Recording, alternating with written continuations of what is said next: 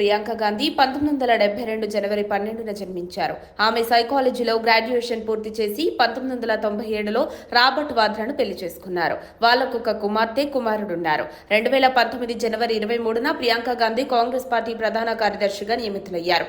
అప్పటి వరకు ఆమె పరోక్షంగా కుటుంబ సభ్యులకు ప్రచారం చేస్తూ వస్తున్నప్పటికీ అధికారికంగా పార్టీ బాధ్యతలు చేపట్టడం అదే మొదటిసారి. తొలుత తూర్పు ఉత్తరప్రదేశ్ కాంగ్రెస్ ఇన్ఛార్జిగా వ్యవహరించారు. ఆ తర్వాత ఉత్తరప్రదేశ్కు పూర్తి ఇన్ఛార్జిగా బాధ్యతలు చేపట్టారు. రాష్ట్రంలో ఆమె విస్తృతంగా పర్యటించి ప్రచారం చేసినా కాంగ్రెస్కు చెప్పుకోదగ్గ ఓట్లు రాలేదు.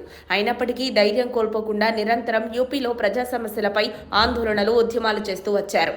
ఈ నేపథ్యంలోనే ఇటీవల జరిగిన కేరళలోని వైనాడ్ పార్లమెంటు ఉప ఎన్నికలో అందరూ వహ్వా అనే సరికొత్త రికార్డు నమోదైంది. తొలిసారి ప్రత్యక్ష ఎన్నికల బరిలోకి దిగిన ప్రియాంక గాంధీ, దేశవ్యాప్తంగా మోదీ గాలి వీస్తున్న ప్రియాంక గాంధీ అక్కడ విజయం సాధించడం కాంగ్రెస్ శ్రేణుల్లో నూతనోత్సాహం నెలకొంది.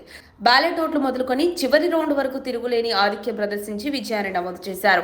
వైనాడ్ లోక్సభ ఉప ఎన్నికలో తన ప్రత్యర్థులపై 4,04,619 ఓట్ల మెజార్టీతో గెలుపొంది అన్న రాహుల్ గాంధీ రికార్డును బ్రేక్ చేశారు. 2024 లోక్సభ ఎన్నికల్లో వైనాడ్, యూపీలోని రాయ్బరేలీ నుంచి రాహుల్ గాంధీ పోటీ చేశారు. 2 స్థానాల్లో ఆయన విజయం సాధించారు.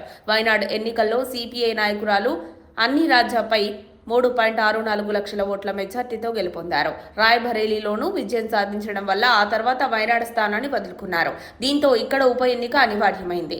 అనంతరం ప్రియాంక గాంధీ రంగంలోకి దిగి విజయ దుందుంబి మోగించారు. బీజేపీ అభ్యర్థి నవ్య హరిదాస్ కు దాదాపుగా డిపాజిట్ గల్లంతు చేశారు. సిపిఎం అభ్యర్థి సత్యన్ మొఖేరీని ఓడించారు. తన సోదరుడు రాహుల్ గాంధీ రికార్డునే బ్రేక్ చేసి అందరినీ ఆశ్చర్యంలో ముంచెత్తారు. ఇప్పుడు వైనాడ్ నుంచి విజయం సాధించిన ప్రియాంక గాంధీ తొలిసారిగా పార్లమెంటులో అడుగుపెట్టనున్నారు.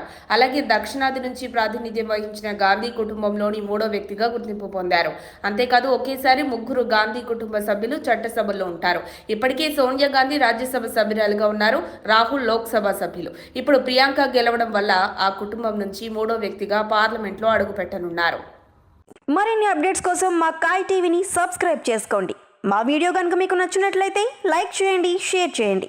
మీ విలువైన అభిప్రాయాలను కామెంట్ బాక్స్లో తెలియజేయండి.